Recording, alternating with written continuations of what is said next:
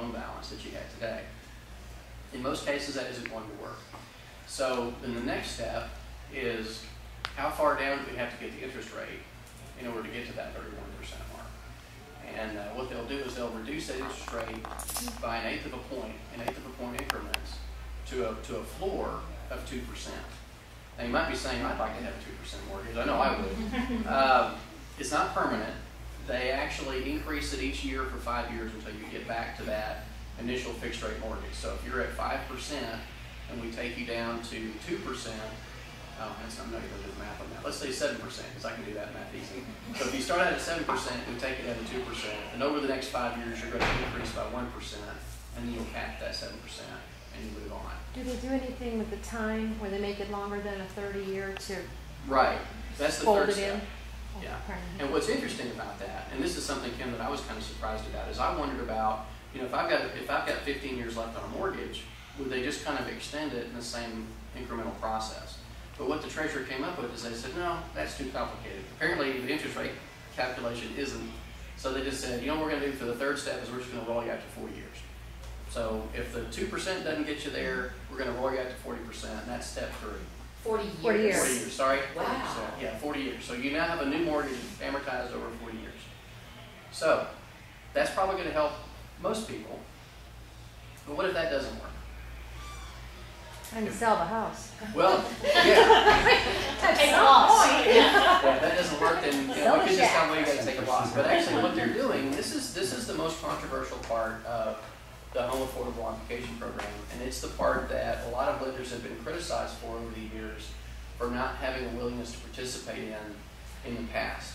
And there's one reason, and one reason only the lenders are very cautious about this, is because this is the surefire way to lose money on a mortgage, is to defer principal.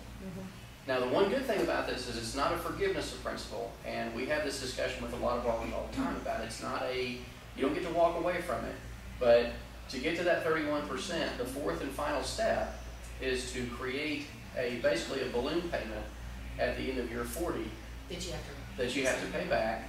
And what that means is if you sell your house, if you refinance, and I don't know why anybody would, but if you were going to refinance your house, then at that point, you pay back that balloon payment.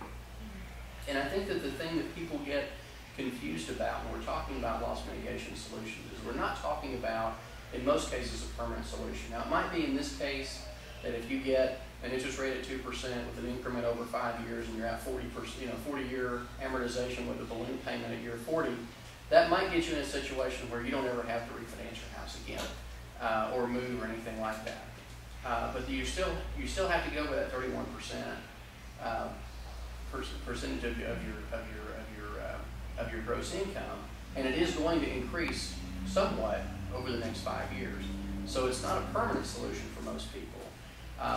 Where it gets a little edgy is around this whole concept of, in order to qualify for this program, you have to have what's been defined as, or been termed, a permanent hardship.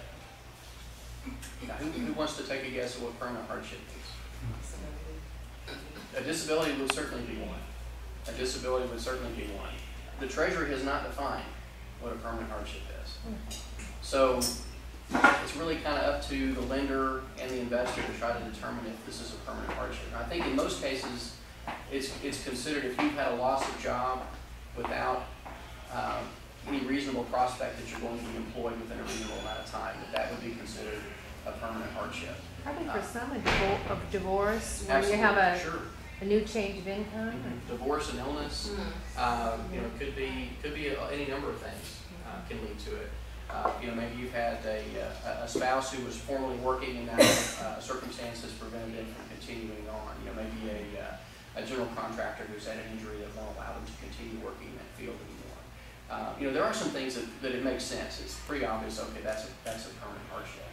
The other weakness of this program, and some of you may have already gotten, does anybody know what the unemployment rate is in the United States right now? The real unemployment rate? No, isn't it about? No, you're right. Isn't it about like 15 to 18%? The real unemployment rate is significantly higher. The one that's published is right around 9.4%, which is bad enough.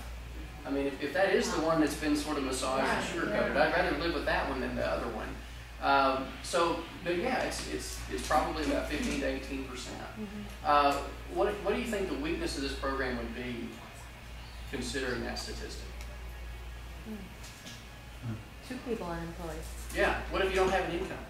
Yeah. No help for you. At least not through this program. There are other loss mitigation vehicles. One that's a very common one called forbearance, which if you have a prospect of becoming employed again, then the lender can suspend payments for a period of time until you can get back on your feet. But I think the one thing that I'd like everyone to leave with is that although we can argue whether or not these programs are fair or whether or not some people are going to game the system and get a great deal, yes, I'm sure that's going to happen, it has happened, and will continue to happen. But this is it's not really a panacea. I mean, I don't think there are a lot of people out there going, yes, I qualify for 31% plus I've got this huge balloon payment that's going to come due in 40 years. I don't know that anybody's having home affordable modification parties. Maybe they are. Maybe they are. But the other bigger issue is the infrastructure that's in place. And we talked a little bit about how the Treasury is saying, hey, we're pretty happy with these numbers. Other people are saying, no, you're not. Connecting a borrower with this program has become very difficult. And it doesn't always have to do with the reluctance on the part of the borrower to make the connection, although that certainly is a factor. The biggest part of that is you call your lender and you say, hey, I want to talk about this program, and they may come back to you and say, well, we don't have all the details on it yet. And it's usually Fannie Mae or Freddie Mac that they blame. They say, well, Fannie and Freddie haven't given us instructions on how to implement the program yet. And the reality of it is that individual may not have received instructions on how to implement the program yet. We're certainly trying to get that information in the hands of the right people, but it's been a pretty enormous task. And I don't mean to offer that up as an excuse for why we're not able to do what we need to do, but I do suggest that if you have a family member or a friend who's going through this, then it's really important to encourage them to be very diligent in making that connection with their lender. And the other part of that, and this is something that I highly recommend, is if you haven't contacted an FHA-approved home counselor, I strongly encourage you to do that. And the reason for that is if you can imagine how complicated trying to figure out what would happen with your loan if you go through the modification program for somebody who is just sitting in a room having some nachos, put on top of that this fear that comes along with, oh my gosh, we're really going to lose our house. How's this going to affect our family? And now try to think rationally about what a good decision is for you. Very difficult to do.